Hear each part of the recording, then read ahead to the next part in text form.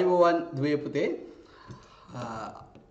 තවත් අලුත් පාඩමක් අරගෙන අදත් අපි ආවා ඔයගලන්ට අද 13 ශ්‍රේණිය තාක්ෂණ නිවේදනය සඳහා විද්‍යාව විෂයේ දෙවන නිපුණතාවය අදාළ පදාර්ථයේ යාන්ත්‍රික ගුණ පිළිබඳ පාඩමේ නිපුණතා මට්ටම 2 1 කොටස විස්තර කිරීමටයි අද මම සැරසෙන්නේ සූදානම් වන්නේ. ඉතින් ඔබ දැනටමත් කොලයක් පෑනක් අරගෙන මේ ඉඳගෙන ඉන්නේ. ඒ හින්දා අපි අද පාඩම කරගෙන යමු.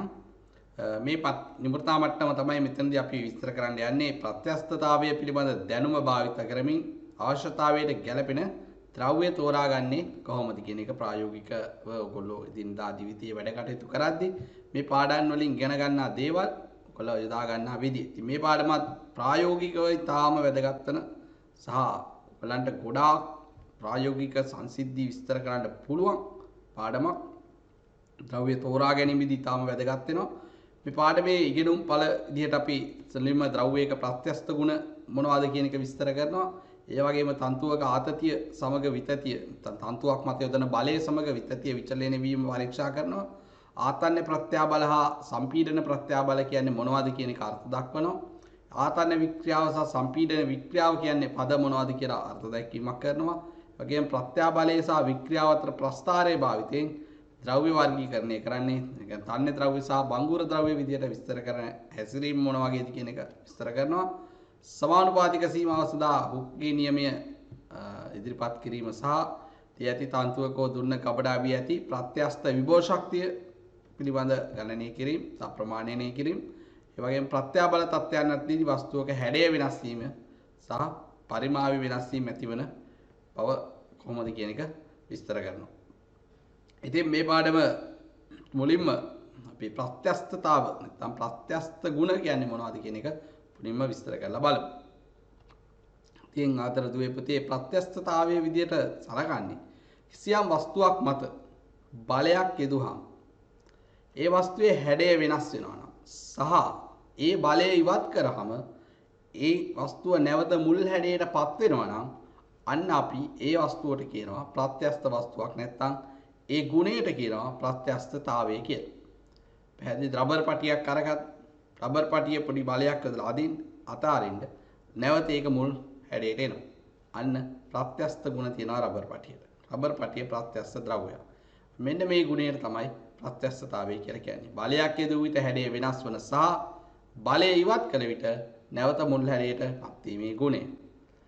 මේ බලයක් දුවම හැඩය වෙනස් වෙලා බලය අයින් කරාම නැවත මුල් හැඩයට එන්න ඕනේ. right.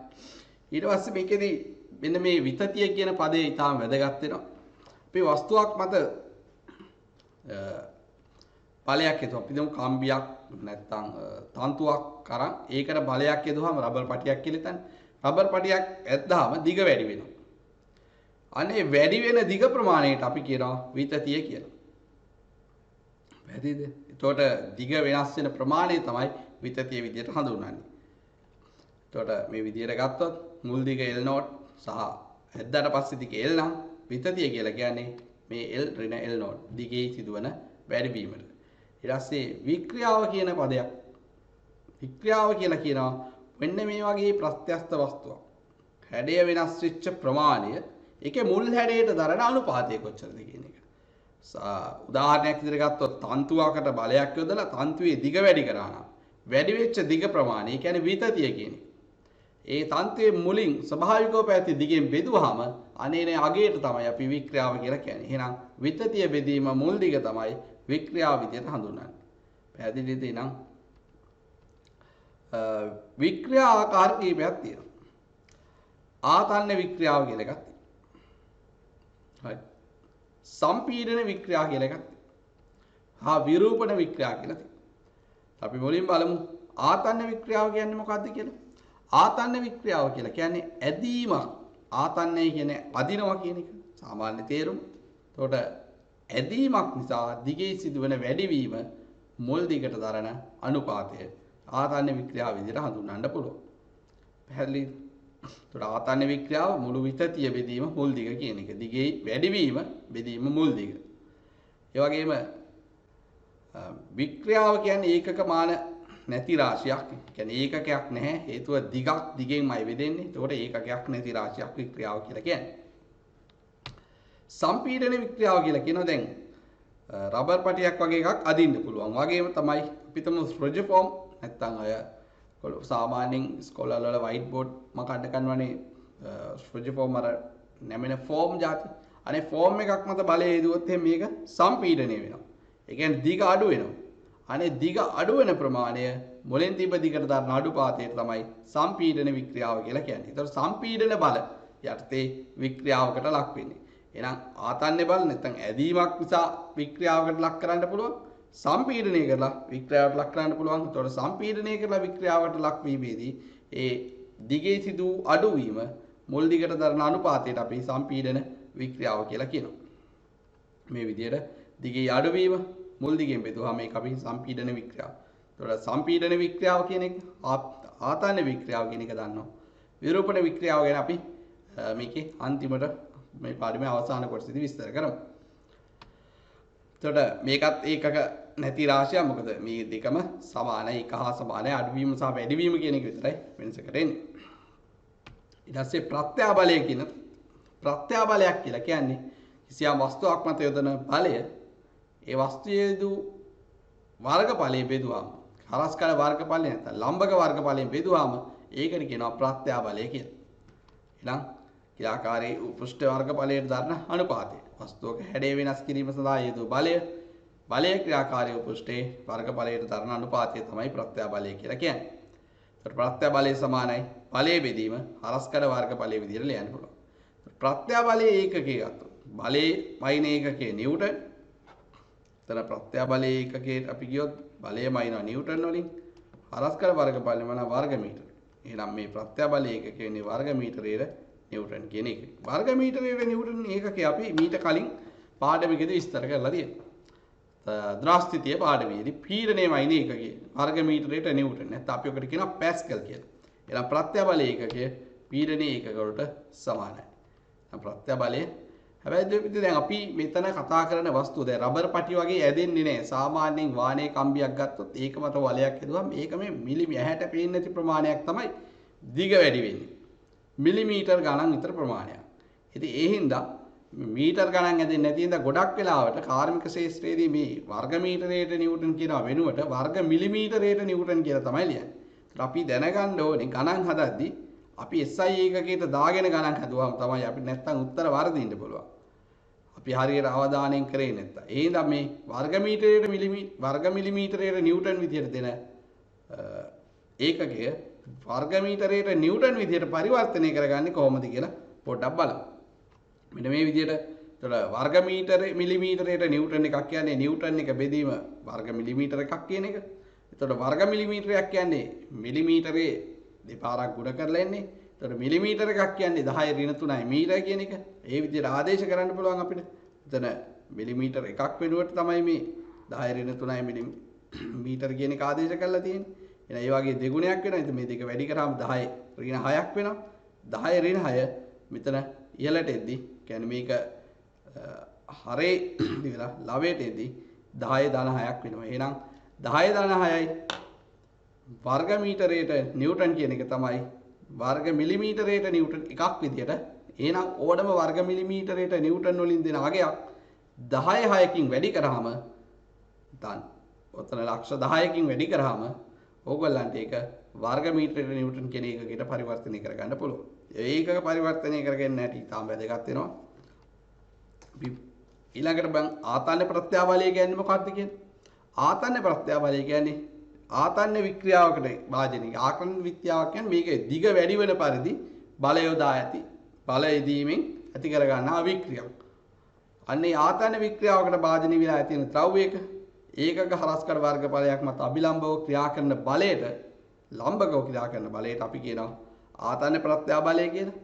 කියන්නේ මෙන්න මේ විදිහට මෙතන බලය යොදලා තියෙන්නේ. මෙන්න මේ වර්ගඵලය මේක සිලින්ඩරාකාර තන්තුවක තිකි පල්ලෙහාට ඇද්දාම එයාලා බලය දෙන්නේ එකට ලම්බකව. එහෙනම් අන්නේ ලම්බක වර්ගඵලයෙන් බෙදුවාම අපි මේ ආතන්‍ය ප්‍රත්‍යාබලය ගන්න පුළුවන්. හේතු බලය ලම්බක වර්ගඵලයෙන් බෙදෙනවා. ආතන්‍ය ප්‍රත්‍යාබලය එතකොට ආතන්‍ය ප්‍රත්‍යාබලය වගේම ওই විදිහට දිග අඩු වෙන විදිහට අනිත් පැත්තට මේ වස්තුව තෙරවීමකට නැත්නම් සම්පීඩන බලයකට ලක් කරොත් අනේ එතන සම්පීඩන බලය කියන්නේ හැඩේ වෙනස් කිරීම සඳහා එතන සම්පීඩන බලය නැත්නම් තෙරපුම් බලය ලම්බක හරස්කඩ වර්ගඵලයට දරන අනුපාතයට අපි කියනවා සම්පීඩන ප්‍රත්‍යාබලය කියලා. සම්පීඩන ප්‍රත්‍යාබලය වුණත් ආතන්‍ය ප්‍රත්‍යාබලය වුණත් ප්‍රත්‍යාබලය කියන්නේ වර්ග මීටරයට නිව්ටන් වලින් මයින එකම ඒකකයක් තියෙන රාශිය. හරි. විදියට සම්පීඩන ප්‍රත්‍යාබලය ලියන්න පුළුවන්. පුංචි උදාහරණයක් බලමු. මෙන්න මේ උදාහරණයක් ඔයගලන්ට දීලා තියෙනවා. එකම ආධාරකයක එල්ලලා තියෙනවා A හා B කියන තන්තු දෙකක්. A තන්තුව විස්කම්බේ අඩුයි. ඒ කියන්නේ හරස්කඩ වර්ගඵලයේ අඩු තන්තුවක්. B තන්තුව ඊට වඩා වැඩි එකක්. A තන්තුවේ හරස්කඩ වර්ගඵලය A1 කියලා දීලා තියෙනවා. මේක වර්ග මිලිමීටර් 10යි. B තන්තුවේ හරස්කඩ වර්ගඵලය වර්ග මිලිමීටර් 10යි. එතකොට A මත භාරය W1 එක B2 උපරිම භාර කියලා දීලා දෙන B2 බලය කියන්නේ ඒකයි උපරිමේ ඊට වඩා වැඩි කළොත් තන්තුව කඩන් වැටෙනවා කියන එක. එතකොට ඒක 600යි නිව්ටන්. ඒ වගේම B මත භාරය 610යි නිව්ටන්. ඉතින් මේ දෙකෙන් මේ ද්‍රව්‍ය දෙකෙන් වඩාත් ශක්තිමත් ද්‍රව්‍ය කුමක්ද කියලා. දැන් සමහර කෙනෙක් මේක බලලා රූපේ දිහා බලපු ගමන් නැත්නම් අගයන් ටික දිහා බලපුවම 610 නිව්ටන් උස්සන්න පුළුවන් එක තමයි වැඩියෙන්ම ශක්තිමත් කියලා මේ හිතන්න පුළුවන්. නමුත් මේ පාඩමේදී එහෙම හිතලා ලියන්න බෑ. අපි ගණනය කරලා බලන්න ඕනේ ප්‍රත්‍යාබලය. ප්‍රත්‍යාබලය අනුව තමයි තීරණය කරන්නේ. කියන්නේ ඒකක වර්ගඵලයක් මත බලය අනුව තමයි තීරණය කරන්නේ. කොච්චරක් ශක්තිමත්ද නැද්ද කියන එක. මොකද හීනි කම්බියක් පොඩි බලයකටත් කඩලා යනවා. මහත කම්බියක් කඩලා යන්නේ නැහැ. ඉතින් ඒ හින්දා මහත කම්බියට ලොකු බලයක් අරා ගන්න පුළුවන් වුණාට ඒ ද්‍රව්‍ය අනිත් ද්‍රව්‍ය තරම් ශක්තිමත් වෙන්නත් පුළුවන් නොවෙන්නත් පුළුවන්. ඒ හින්දා මෙතන මේ ගණනය කිරීම කරලා බලමු. බලමු ඉස්සලාම A දණ්ඩේ ප්‍රත්‍යාබලය. ඒක W1 බෙදීම A1 W1 නිව්ටන් 600යි කියලා දීලා තිබ්බා ඔයගලන්ට. ඒකට A1 කියන්නේ වර්ග මිලිමීටර් 10යි. ඉතින් මේක බෙදුවාම ඔයගලන්ට වර්ග මිලිමීටරයට නිව්ටන් 60යි කියලා. P දණ්ඩ මත ප්‍රත්‍යාබලය මම මෙතන ඒකක SI එකක වලට පරිවර්තනය කරන්න යන්නේ. මොකද මම මේ දෙක සංසන්දනය කරන්න යන්නේ. ඉතින් එකම ඒකකෙන් දෙකම ලියාගත්තාම ප්‍රශ්නයක් නැහැ සංසන්දනය කරන්න ලේසි. එතකොට B දණ්ඩ මත බලය 6000යි නිව්ටන්. යාගේ වර්ගඵලය 1000යි වර්ග මිලිමීටර. එතකොට ඒ මත ප්‍රත්‍යාබලය එන්නේ වර්ග මිලිමීටරයට නිව්ටන් 6යි කියලා. එහෙනම් වැඩි ප්‍රත්‍යාබලයක් දරන්නේ A දණ්ඩ මගින්. එහෙනම් A දණ්ඩ සාදා තියෙන ද්‍රව්‍ය වඩා ශක්තිමත් B ට වඩා. පැහැදිලි විදිහට ශක්තිමත් භාවය ප්‍රත්‍යාබලය මත තමයි ඔයගොල්ලෝ බලන්න ඕනේ. නිකන් තන්තුව මත යොදා ඇති බලය මත නෙමෙයි. ඊළඟට අපි බලමු මේ පාඩමේ තියෙන ඊටාම වැදගත් කොටසක් තමයි මේ ප්‍රත්‍යාබල වික්‍රියා සටහන නැත්නම් ප්‍රත්‍යාබල වික්‍රියා ප්‍රස්ථාරය. එතකොට මේ ප්‍රත්‍යාබලය නිසියම් ද්‍රව්‍යයක් මත ප්‍රත්‍යාබලයේ වික්‍රියාවත් එක්ක වෙනස් වෙන හැටි තමයි මේ ප්‍රස්ථාරය මගින් ඉදිරිපත් කරන්නේ. එතකොට මේ ප්‍රස්ථාරයේ විවිධ සීමාවන් තියෙනවා. මේ සීමාවන් තුල විස්තර කිරීමේ සීමාවන් අර්ථ දක්වන්නේ කොහොමද කියන එක දුවලා පුතාලා ඔක්කොම හොඳට තේරුම් ගන්න ඕනේ. ඒ වගේම දැන් මේ පාඩමේ ප්‍රශ්නයක් ගිය අවුරුද්ද විභාගයටත් සම්පූර්ණ ප්‍රශ්නයක් දීලා තිබ්බා. මේක තා වැදගත් පාඩම් හින්දා සාමාන්‍ය සම්පූර්ණ ප්‍රශ්නෙම දෙන්න පුළුවන් විදිහේ පාඩමක්. ඉතින් ඒ හින්දා මේක ගොඩක් වැදගත්. ඔයගලගේ ජීවිතේටත් වැදගත්. හොඳට අවබෝධ කරගන්න උත්සාහ කරන්න මේ කරුණු කියන්නේ කරුණු මොනවද කියන එක.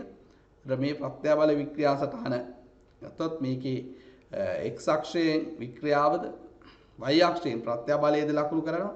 මෙන්න මේ ප්‍රස්ථාරයේ හැඩය වෙන්නේ. කියන්නේ මේ හැඩය මම කියන්නේ මේක පරීක්ෂණාත්මකව අරගන්න පුළුවන් ඔයගලන්ට ද්‍රව්‍යයක් සඳහා බලය වැඩි කර කර. ඒකට මෙන්න මේ විදිහේ හැඩයක් එන්නේ. මේකේ එක එක විවිධ පරාස තියෙනවා සීමාවන්. ඒකට මුලින්ම අපි මෙන්න මේ සරල රේඛීයව ප්‍රස්ථාරයේ එන්නේ මෙන්න මේ ටිකේ අනේ රේඛීයව කියන්නේ නියත අනුක්‍රමණයකින් යුක්ත ප්‍රස්ථාරයන කොටසට අපි කියනවා සමානුපාතික සීමාව කියලා. ඒ සීමාවෙන් ඔබට යද්දි පොඩ්ඩක් මේ ප්‍රස්ථාරය චුට්ටක් වක්‍ර වෙනවා. අනේ එතන සීමාවේ වක්‍රයේ උඩ ප්‍රත්‍යක්ෂ සීමාව කියලා කියනවා. ඊට පස්සේ ආයෙ පොඩ්ඩක් ප්‍රත්‍යාබලයේ පොඩ්ඩක් අඩු වෙනවා. ඒ අවනති ලක්ෂය කියලා කියනවා. ඊට පස්සේ අවසානයේ තන්තුව මෙහෙම ගිහිලා උපරිම බලය ආවට පස්සේ එතනින් හරි ගිහින් තන්තුව කැඩිලා යනවා. ඒක ભેදක ලක්ෂය කියලා කියනවා. එතන මේ එකින් එකක් ගැන මම වෙන වෙනම විස්තර කරන්න. මේ සමානුපාතික සීමාව තව කාරණාවක් මෙතන කියලා ඉන්නම්. දැන් මේ බලය මෙහෙම වැඩි කරන් ගියා වගේම තමයි දැන් බලය අයින් කරාම ප්‍රත්‍යස්ත වස්තුවක් නම් ආයේ මුල් හැඩයට එන්න ඕනේ. නමුත් මේකේ මේ C ලක්ෂයෙන් එහාට ඒක ආයේ මුල් හැඩයට එන්නේ නැහැ. C ලක්ෂයේ ඉඳන් ආයේ අඩු කළොත් එයා මේ ස්ථීර වික්‍රියාවක් ඉතුරු කරනවා. මේක තුළ මෙන්න මේ ටික ඉතුරු වෙනවා. මේකේ බලය බිඳුවට ගෙනාව මෙච්චරක් ඉතුරු වෙලා. ඒ කියන්නේ ස්ථීරව ඇදිලා තියෙනවා. දැන් කම්බියක් අරන් මෙහෙම ඇද්දොත් ඇදලා ආයේ බලය අතහැරියා මේක ටිකක් ඇදිලා තියෙනවා. අනේ ඇදිලා තියෙනවනේ. ඒක නෙත්තනේ අෂ්ටයක් කියලා කියනවනේ. අපි ඒක අවශ්‍ය නැහැ. මෙතෙන්දී මෙන්න මේ ස්ථීර වික්‍රියාවක් ඉතුරු වෙනවා. පැහැදිලි. ඒ කියන්නේ එතනින් එහාට යාගේ ප්‍රත්‍යස්ත ගුණ නැහැ කියන එකයි ඒකේ තේරුම. අපි ඒ ගැන විස්තර කරමු. මේ සීමාවන් ගැන වෙන වෙනම මොනවද කියලා බලමු. එයාගෙන් තමයි මේ B කියන්නේ ප්‍රත්‍යස්ත සීමාව. B ගෙන් මේ පැත්ත. B ගෙන් වම් පැත්තේ සීමාව මේ ටික තමයි මේ ද්‍රව්‍යයේ ප්‍රත්‍යස්ත සීමාව වෙන්නේ. B ගෙන් මේ පැත්තට අපි කියන්නේ මේ ද්‍රව්‍යයේ සුවිකාර්ය සීමාව කියලා. සුවිකාර්ය. මේ පැත්ත ඇවිල්ලා ප්‍රත්‍යස්ත සීමාව. එතකොට අපි මෙන්න මේ උපරිම ප්‍රත්‍යාබලය ගන්න පුළුවන් උපරිම මේ ප්‍රස්ථාරයේ උපරිම පෙන්වන්න දැන ඒකටත් අපි නමක් කියන එක ભેදක ප්‍රත්‍යාබලය කියලා කියන්නේ ඒකත් අපි ඉස්සරහට විස්තර කරනවා. එතකොට සමානුපාතික සීමාව විස්තර කරද්දී කියන්නේ ප්‍රත්‍යාබලය වික්‍රියාවට සමානුපාතිකව වෙනස් වෙන. කියන්නේ සමානුපාතිකව වෙනස් වෙන උපරිම සීමාව. එතනින් එහාට සමානුපාතික වෙන්නේ නැහැ කියන එක ඒකේ තියෙනවා. අනේ සීමාව තුළ අපි කියනවා සමානුපාතික සීමාව කියලා. කියන්නේ ප්‍රත්‍යාබල වික්‍රියා ප්‍රස්ථාරයේ අනුක්‍රමණයේ නියත අනුක්‍රමණයකින් යුත් සීමාව කියන එක. පැහැදිලි.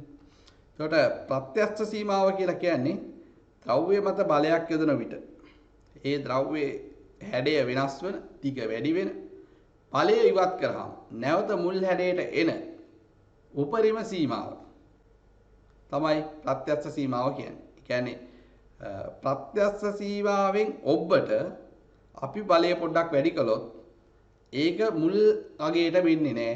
ඒක තුල යම් වික්‍රියාවක් ඉතිරි වෙලා පවතින. ඒ කියන්නේ කම්බියක් ප්‍රත්‍යස්ත සීමාවෙන් ඊගාට බලයක් දුන්නොත් ඇත්තටම වෙන්නේ ඒ කම්බිය ආයත් බලය අයින් කරාම ඒක ආය අර මුල් තිබ්බ දිගට වෙන්නේ නැහැ. දශම ගාණක් හරි දිග වැඩි වෙලා පවතිනවා. කියන්නේ ඒ වගේ ස්ථීර වික්‍රියාවක් ඉතිරි වෙනවා නම් ඒ ප්‍රත්‍යස්ත සීමාව ඔබට කියලා. ප්‍රත්‍යස්ත සීමාව පැනලා ගිහිල්ලා කියන්නේ. පැහැදිලි ප්‍රත්‍යස්ත සීමාව තුල නම් හැමතිස්සෙම ඵලය දුන්නාම හැඩය වෙනස් වෙන්න ඕනේ. ඵලය ඉවත් කරාම නැවත මුල් හැඩයටම එන්නත් ඕනේ.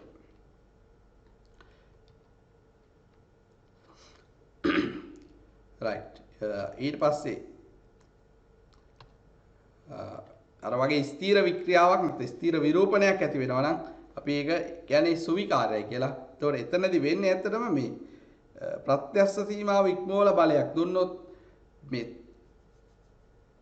වංශුව නැත්නම් මේ තන්තුව හරි මොකක් හරි වස්තුව හැදිලා තියෙන ද්‍රව්‍ය ස්තර එකිනෙක මත ලිස්සලා ගිහිල්ලා මේ ද්‍රව්‍යයේ හරස්කඩ වර්ගඵලය අඩු වෙන්න පටන් ගන්නවා. හරි. එතකොට ආයේ මුල් හැඩයට එන්නේ නැහැ. එතකොට අන්න ඒ වගේ වෙන අවස්ථාවක් කියන්නේ සුවිකාර්ය ලක්ෂණ පෙන්වනවා. එයා සුවිකාර්ය ගුණයට එනවා කියන එක. එතකොට මේ ප්‍රත්‍යස්ත සීමාවෙන් එහාට ප්‍රත්‍යස්ත ගුණයි සුවිකාර්ය ගුණයි දෙකම එකතු වෙලා තියෙනවා. ඒක එතනින් එහාට පොඩ්ඩක් දුර එතනින් එහාට යනකම් යම් කිසි ප්‍රමාණයක් මුල් හැඩයට එනවා. හැබැයි මුළු සම්පූර්ණයෙන්ම මුල් හැඩයට එන්නේ නැහැ.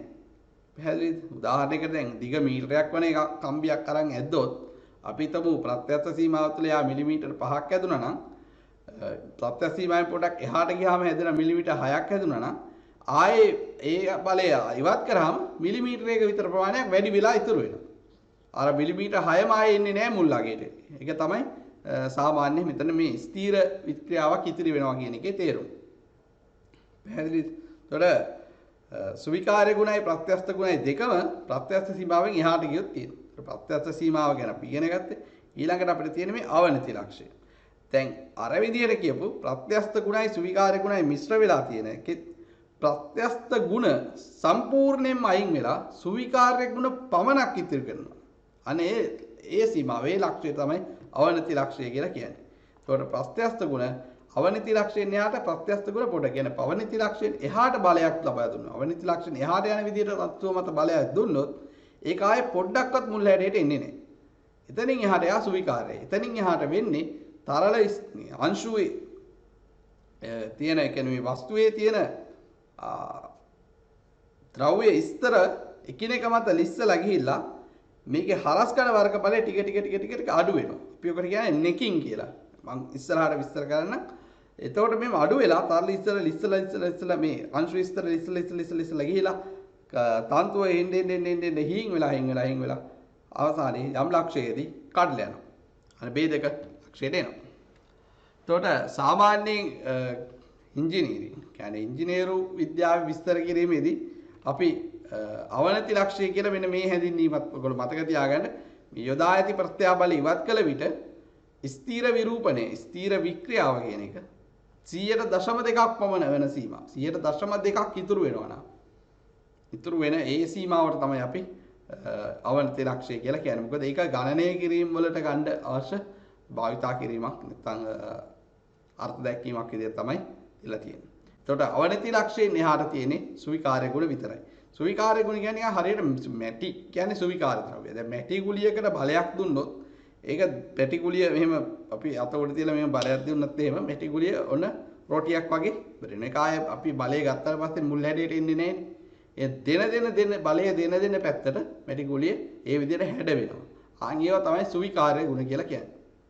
එතකොට මේ ලෝහ තන්තුවක් වුණත් රබර් තන්තුවක් වුණත් අන්න අර වගේ බලයක් දීලා උපරිම බලය කියන්නේ අවනති ලක්ෂය පහ වුණාට පස්සේ අර වගේ සුවිකාර්ය වෙනවා. ආයේ අපි කොච්චර එයාට බලයක් දුන්නත් එයාගේ හැඩේ නම් මුල් හැඩයකට එන්නේ නැහැ කොහොම කරත්. ඒ බලය අතරින්. එහෙනම් හැමතිස්සෙම අපි ඒක නොකැඩී පවත්වා ගන්න නම් අර ප්‍රත්‍යස්ත සීමාව තුල තමයි ඒ වස්තුවට අදාළ බල දෙන්න ඕනේ.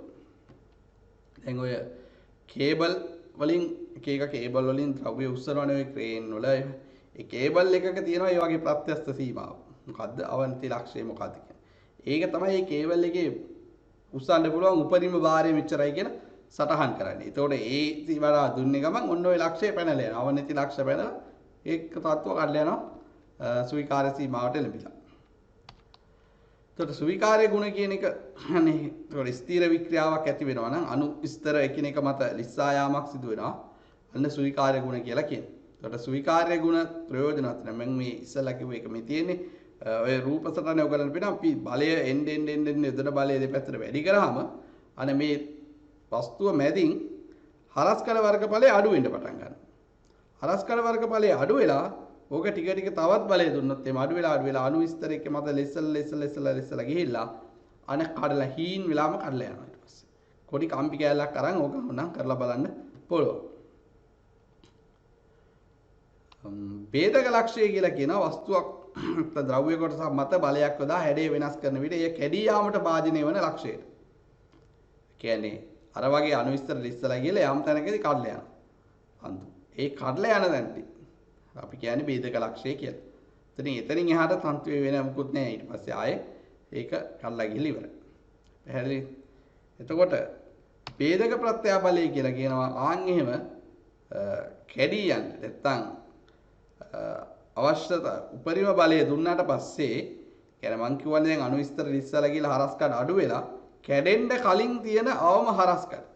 කියන්නේ කැඩෙන්න කලින් මේකේ තියෙන කුඩාම හරස්කඩ තියෙන පටුම හරස්කඩ අන්නේ හරස්කඩ යොදපු බලය හරස්කඩෙන් බෙදුවාම අන්නේ එතන එන ප්‍රත්‍යාබලය තමයි ભેදක ප්‍රත්‍යාබලය කියලා කියන්නේ.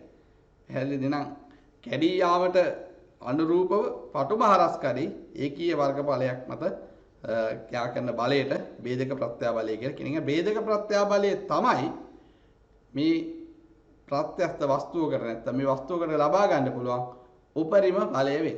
උපරිම ප්‍රත්‍යාබලය වෙන්නේ. එතනින් එහා ප්‍රත්‍යාබලයක් ලබා ගන්න බෑ. එතනින් මොකද එතනින් යාර කඩලා යනවා. මේ රූප සරණේ ඔයගොල්ලන්ට බලාගත්ත හැකි මේ පැත්තේ තියෙනවා ද්‍රව්‍යයක්. වෙනවා මෙතන පකුත් නැහැ. මේක අපි හිමීට ප්‍රත්‍යාබලයක් නේද මේ දෙපැත්තට ඇද්දොත් ටික මේකේ හරස්කඩ එන්න දිග පොඩ වැඩි වෙන ගමන් හරස්කඩ ටික අඩු වෙනවා. අඩු වෙලා මෙන්න කැඩෙනවා. මේ හරස්කඩ අඩුම වෙන තැන මෙතන තමයි කැඩෙන්න කලින් අඩු වෙනවා. ඒක තමයි අපි ભેදක ප්‍රත්‍යාබලය කියලා කියන්නේ. ඒත් මෙතන කැඩුණාට පස්සේ කැඩෙන තැන තමයි මේ තියෙන ભેදක ලක්ෂය. ඒක ભેදක ප්‍රත්‍යාබලය. ඒතකොට මෙන්න මේ සීමා ප්‍රත්‍යස්ත සීමාව එතනින් එහාට ප්‍රත්‍යස්ත ගතිගුණ නැහැ. මේ සීමාවෙන් එහා අපි කියන්නේ සුවිකාර්ය සීමාව මෙතන මේ හරිය තමයි අවනති ලක්ෂය කියලා කියන්නේ. මේ අවනති ලක්ෂ මේ අතර උඩි ප්‍රත්‍යස්ත ගුණයි ස්වීකාර්ය ගුණයි දෙකම මිශ්‍ර වෙලා පවතින.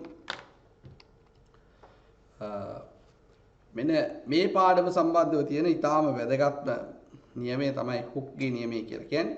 මේ නියමයෙන් කියන්නේ මේ අර කලින් කතා කර ප්‍රස්තාරේ සමානුපාතික සීමාව තුළදී මේ ප්‍රත්‍යස්ත වස්තුවක තන්තුවක ඇතිවන විතතිය ඒ මතිකලා වූ බලයට නැත්නම් ඒ තන්තුවේ ආතතියට තන්තුව මත යෙදූ බලයට අනුලෝමව සමානුපාතිකයි කියන තමයි මේ නියමයෙන් කියන්නේ. එතකොට බලය අනුලෝමව සමානුපාතික වෙනවා විතතියට. සමානුපාතිකයි E විතතිය E කියලා අපි එක්ස්ටෙන්ෂන් කියන්නේ E කියලා සංකේතය පාවිච්චි කරනවා. එහෙනම් නියතයක් සමානුපාතික ලකුණ අයින් කරනවා නියතය දාලා K කියලා සමානුපාතික නියතය. ඒ කියන්නේ අපිට F ලියන්න පුළුවන් බලය. ඒ කියන්නේ මේ වගේ තන්තුවක් මත කියා කරන බලය F සමානයි KE කියලා ලියන්න පුළුවන්. එතකොට මෙතනින් අපි යම් ආපාංකය කියන කරුණ මොකක්ද කියලා බලමු. ප්‍රත්‍යස්තතා යම් ආපාංකය කියලා සාමාන්‍යයෙන් අදහස් කරන අපි සාමාන්‍ය කතා කරද්දී යම් ආපාංකය කියලා කියන්නේ. එතකොට ප්‍රත්‍යස්තතා යම් ආපාංකය කියලා කියන්නේ සමානුපාතික සීමාව තුළදී අර ප්‍රත්‍යාබලය වික්‍රියාවට දරන අනුපාතයට. එතකොට මෙතන ප්‍රත්‍යස්තතා යම් ආපාංකය කිව්වොත් අපි ඒක මේ විදිහට අර්ථ දක්වනවා ආතන්‍ය ප්‍රත්‍යාබලය ආතන්‍ය වික්‍රියාවට දරන අනුපාතය කියලා. අපිට ප්‍රත්‍යස්තතා යම් ආපාංකය ලියන්න පුළුවන් ආතන්‍ය ප්‍රත්‍යාබලයේ බෙදීම ආතන්‍ය වික්‍රියාව. ඒතකොට ප්‍රත්‍යාබලය කියන්නේ බලයේ බෙදීම වර්ගඵලය F බෙදීමේ වික්‍රියාව කියන්නේ විතතිය බෙදීම මූල දිග E බෙදීම L නෝට්. එහෙනම් මේ විදිහට ප්‍රත්‍යස්තතා යම් ආපාංකය y කියන එක අපිට සමීකරණයක් ඉදිරියට ලියවියක් FL බෙදීම EA කියලා. එතකොට A කියන්නේ හරස්කඩ වර්ගඵලය, E කියන්නේ විතතිය, F කියන්නේ යොදපු බලය, L කියන්නේ ස්වභාවික දිග. ප්‍රත්‍යස්තතා යම් ආපාංකයේ ඒකකත් මොකද ප්‍රත්‍යාබලයේ වික්‍රියාවෙන් බෙදන්නේ වික්‍රියාවට ඒකකයක් නැති හින්දා එයා ප්‍රත්‍යාබලයේ ඒකකයටම සමානයි. ඒක වර්ග මීටරයට නිව්ටන්. එතකොට මේ යම් ආපාංකය කියන්නේ ද්‍රව්‍යයේ සතු පුතියුණිය. දැන් යකඩ වලට එකකයක්. වාහනේ වලට තව වගේක්. මේක ඉතා විශාල ආගයක්. සාමාන්‍ය වාහනේ වලට ගත්තොත් දෙක වැඩි කිරීම 10 11ක් විතර වෙනවා වර්ග මීටරයකට නිව්ටන්. රබර් වලට තව වගේක්. ඒ කියන්නේ ඒක ද්‍රව්‍ය මත නදාපවතින ගතිගුණයක්. ද්‍රව්‍යමය ගුණයක්. ඒ හින්දා මේ නිෂ්පාදනය කරන එක එක දේවල් තෝරගන්න. දැන් අපිට ගොඩක් වෙලාවට කොන්ක්‍රීට් නිෂ්පාදනයේදී අපි කම්බි කූරු දාන දැක්ලා තියෙනවා. ඒ කම්බි හරියට අපි ඩිසයින් කරන බිල්ඩින් එක තක්කු කීයද කියන එක මත කම්බියේ ඝනකම තීරණය කරන්න ඕන වෙනකොට ආන්ගේ ද්‍රව්‍ය මොනවද ගන්න ඕනේ මොන ගේජ් එකේද කියන එක තීරණය කරන්න මේ කියන රාශි ඉතාල වැදගත් වෙනවා. ඔය තියෙන ද්‍රව්‍ය කිහිපයක යම් ආපාංක නිකන් දැනගන්න රබර් වගේ එකක් ගත්තොත් අඩු යම් ආපාංකයක් තියෙන්නේ. ඇලුමිනියම් වාහනේ වල ටිකක් වැඩි 10 11 වලයක් විතර තියෙනවා. මේ යම් ආපාංකය කියන සංකල්පය ඉතාම වැදගත් වෙනවා ද්‍රව්‍ය තෝරා ගැනීමේදී. ඒ වගේම තමයි දැන් යම් ආපාංකයේ අපිට යම් මෙහෙකින් ගණනය කරන්න ඕන වුණොත් අපි ඒ වස්තුවට අදාළ ප්‍රත්‍යාබල වික්‍රියා ප්‍රස්ථාරයේ සමානුපාතික සීමාව තුළ අනුක්‍රමණය ගණනය කළොත් අනේ අනුක්‍රමණයේ යම් ආපාංකයක් අපිට ලබා ගන්න පුළුවන්. මොකද අනුක්‍රමණයේ සමාන වෙන්නේ ප්‍රත්‍යාබල යම් අනුක්‍රමණය කියන්නේ ඒකට ප්‍රත්‍යාබල වෙනස බෙදීම වික්‍රියාවක්. එතනින් අපිට යම් ආපාංකයක් ගන්න පුළුවන්. ඒක මතක තියාගන්න ප්‍රස්ථාරයක් දීලා ප්‍රශ්නයක් අහන වෙලාවක අපිට තාම වැදගත් වෙනවා. ඒතර ඔයගොල්ලන්ට උදාහරණයක් දීලා තියෙනවා මේකේ ලෝයේ යම් ආපාංක වෙන්න කියලා. දැන් අපි කලින් විස්තර කරපු කොටස අනුව දන්නවා යම් ආපාංකය කියන්නේ මේ ප්‍රත්‍යාබල වික්‍රියා ප්‍රස්ථාරයේ අනුක්‍රමණයේ සමානුපාතික සීමාව තුල අනුක්‍රමණය. එහෙනම් අපි මේ ප්‍රස්ථාරයට ගියොත් අපිට ලියන්න පුළුවන් අනුක්‍රමණය සමානයි y ඛණ්ඩාංක වෙනස බෙදීම x ඛණ්ඩාංක වෙනස කියලා. එතකොට ඔයගොල්ලෝ මෙතනදී දැනගන්න ඕන දෙයක් තියෙනවා දරුවනේ. මෙතන පාඨාංකය ගන්නකොට මේ රීඩින් එක කියවනකොට මෙතනින් ගන්න අගය පමණක් නෙමෙයි මෙන්න මේ ගුණාකාර සාධකයක් තියෙනවා 10 8 කියලා මෙතන තියෙනවා 10 ඍණ 4 කියලා මේ ගන්න අගේ එතනින් වැඩි කරලා ගන්න ඕනේ. ඒ කියන්නේ y ඛණ්ඩාංක වෙනස ගන්නවා නම් y ඛණ්ඩාංක වෙනස කියන්නේ මෙතන බිඳුවේ ඉඳන් 1.5යි 1.6යි. එතකොට මෙතනට ඉඳන් මෙතනට තියෙන 1.6ක්. එතකොට 1.6 වැඩි කිරීම 10 8යි. එතකොට මෙතන තියෙනවා මෙතන 8. එතකොට බිඳුවේ ඉඳන් මෙතන 8ට 8 වැඩි කිරීම 10 ඍණ 4යි. මොකද මෙතන ගුණාකාර සාධකයක් දාලා තියෙන 10 ඍණ 8යි කියලා. 10 ඍණ 4යි කියලා. එතකොට මේ දෙක සුළු කරාම ඔයගලන්ට දශම දෙක වැඩි කිරීම 10 12යි නැත්නම් දෙක වැඩි කිරීම 10 11යි කියලා එනවා. දැන් මේක තමයි මේ දීප ද්‍රව්‍යයේ යම් ආපාංක. ඉතින් අර ටේබල් එක කලින් අපි කියපු වගුව දත්ත වගුව දිහා බැලුවොත් මේ ද්‍රව්‍ය මොකක්ද කියලා අහුවොත් කවුරු හරි මේ වගුවක් දීලා මේ දෙක වැඩි කිරීම 10 11ක් තිබේ වාණය වලට. ඉතින් මේ ද්‍රව්‍ය වාණය කියලා කියන්න පුළුවන්. ඒ වගේ තමයි නොදන්නා ලෝහයක් දුන්නොත් මේ වගේ ප්‍රත්‍යාබල වික්‍රියා සටහන අපිට අඳින්න ක්‍රමයක් තියෙනවා. ඒ විදිහට ඇඳලා ඒකෙන් ගන්න මේ අගයන් වලින් මේ ද්‍රව්‍ය මොකක්ද කියලා නිර්ණය කරගන්න පුළුවන් වෙනවා. ඊට පස්සේ තියෙන මේ ඇදි තන්තුවක ගබඩාවල ප්‍රත්‍යස්ත විභව ශක්තිය මොන වගේද කියන එක. විභව ශක්තිය ගැන විස්තර කරන්න අපි දන්නවා වස්තුවක් ඇදීමට ලක් කරාම ඒක හැඩය වෙනස් වෙනවා. කියන්නේ වික්‍රියාවකට ලක් වෙනවා. අනේ වික්‍රියාවට ලක් වෙන වස්තුවක්. කියන්නේ අපි දැන් තන්තුවකට බලයක් F බලයක් දීලා ඒ තන්තුව ඇදීමකට ලක් කළොත් ඒ බලයේ අර්ථේ ඇදෙනවා කියලා කියන්නේ බලයේ අර්ථේ යම් විස්ථාපනයක් සිදු වෙනවා. අනේ විස්ථාපනය නිසා බලය මගින් යම් කාර්යයක් සිදු වෙනවා. එතකොට මේ විස්ථාපන බලය සහ විස්ථාපනයේ ගුණිතය මගින් කාර්යය ලබා ගන්න පුළුවන්. ඒතර මෙතන ප්‍රත්‍යස්ත විභව ශක්තියක් එන්නේ ප්‍රත්‍යස්ත වස්තුවක් මත ඒ වගේ ඇවිදීමක් නිසා. ඒකට අපිට බාහිර බලයක් මගින් තන්න ද්‍රව්‍යයක හැඩය වෙනස් කියන දේ තුළ ගබඩාවන ශක්තිය තමයි අපි ප්‍රත්‍යස්ත විභව ශක්තිය විදිහට එතකොට නම් කරන්නේ. එතකොට අපි හිතමු තන්තුවක් F බලයක් යටතේ අදිනවා කියලා. ඒ බලය යටතේ ඇද්දාම එයා E විතතියක් සිදු කරනවා නම් අනේ අපිට ලියන්න පුළුවන් මේ බලය හුක් නියමයට අනුව මේක මත යොදන බලය F සමානයි KE කියලා. K කියන්නේ නියතයක් මෙතනදී. එතකොට බලය සහ විතතිය අතර ප්‍රස්ථාරය ඇඳුනොත් මෙන්න මේ වගේ සරල රේඛීය ප්‍රස්ථාරයක් ගන්න පුළුවන්. එතකොට මේ සරල රේඛීය ප්‍රස්ථාරේ කියන්නේ මේ යොදන බලය විතතියට සමානුපාතිකව වෙනස් වෙනවා. ඒ කියන්නේ නියත අනුක්‍රමණයක් තියෙන විදිහට මේ විදිහට වෙනස් වෙනවා සමානුපාතික සීමාව තුල. මේක සමානුපාතික සීමාවෙන් එහාට ගියොත් යන ප්‍රත්‍යස්ත සීමාවෙන් එහාට ගියාම ওই විදිහට එන්නේ නැහැ. බලය පොඩි වෙනසක් වෙනවා. හුක් නියමයේ වළංගු වෙන්නේ ප්‍රත්‍යස්ත සමානුපාතික සීමාවට විතරයි. ප්‍රත්‍යස්ත සීමාවට එහෙම නෙමෙයි. සමානුපාතික සීමාවටම පමණයි හුක් නියමයේ වළංගු වෙන්නේ. ඒක මතක තියාගන්න. ප්‍රත්‍යස්ත සීමාව පොඩ්ඩක් ප්‍රස්ථාරේ කර්ව් වෙලා තියෙන ප්‍රත්‍යාබල වික්‍රියා ප්‍රස්ථාරේ. ඒතකොට සමානුපාතික නියත අනුක්‍රමණයක් තියෙන සමානුපාතික සීමාවේ විතරයි. එතකොට විභව ශක්තිය අපිට ලියන්න පුළුවන් දැන් බලය ලියන්න ඕනේ. දැන් බලය ලියන්න මෙතන දැන් නියත බලයක් නෑ. නියත බලයක් මගින් කරන කාර්යය නම් බලය වැඩි කිරීම විස්ථාපනය. නමුත් මෙතන බලය විතතිය බිඳුවේදී බලය බිඳුවයි. විතතිය E වලදී බලය F කියලා ගත්තොත් එහෙනම් අපි සලකන්න ඕනේ මේ පද්ධතිය මත කාර්ය කරන්නේ මධ්‍යන්න බලය මගින්. එහෙනම් මේ බිඳුවේ ඉඳන් F දක්වා වෙනස් වෙනකොට මේ තන්තුවේ ඇදීමේදී ක්‍රියා කරන මධ්‍යන්න බලය වෙන්නේ බිඳුවේදී බලය දාන F බලය කියන්නේ විතතිය E වෙන අවස්ථාවේදී බලය ඒ දෙක එකට එකතු කරලා දෙකෙන් බෙදලා ගන්නවා. එහෙනම් F බෙදීම 2යි කියලා ලියන්න පුළුවන්. මේක තමයි මේ තන්තුව මත ක්‍රියා කරන මධ්‍යන්න බලය වෙන්නේ. ඒතකොට බාහිර බලය මගින් කරන කාර්යය සමාන වෙනවා. බලය වැඩි කිරීම මධ්‍යන්න බලය වැඩි කිරීම විස්ථාපනයේට. මධ්‍යන්න බලය කියන්නේ F බෙදීම 2යි විස්ථාපනය කියන්නේ ඒතකොට මේක ඇදෙන දිග ප්‍රමාණය E. ඒතකොට F E කියලා ලියන්න බෑ. එහෙනම් තන්තුව තුළ ගබඩා වන ශක්තිය නැත්නම් ප්‍රත්‍යස්ත විභව ශක්තිය කියන එක භාගයයි F කියලා ලියන්න පුළුවන්. කියන්නේ භාගය වැඩි කිරීම F වැඩි කිරීම E. ඒතකොට මේ ශක්තිය මේ ගබඩා වන ශක්තියම අපිට විස්තර කරන්න පුළුවන්. මෙන්න මේ F සහ E අතර ප්‍රස්ථාරයේ වර්ගඵලය කියලා. මොකද මේ ප්‍රස්ථාරයේ වර්ගඵලය ගත්තොත් එන්නේ භාගයයි F වැඩි කිරීම E කියලා. ආධාරකයේ වැඩි කිරීම ලම්බක උස. ආධාරකයේ විදිහට E ප්‍රමාණයක් තියෙනවා. ලම්බක උස විදිහට F ප්‍රමාණයක්. ඒතකොට F වීම තමයි එන්නේ.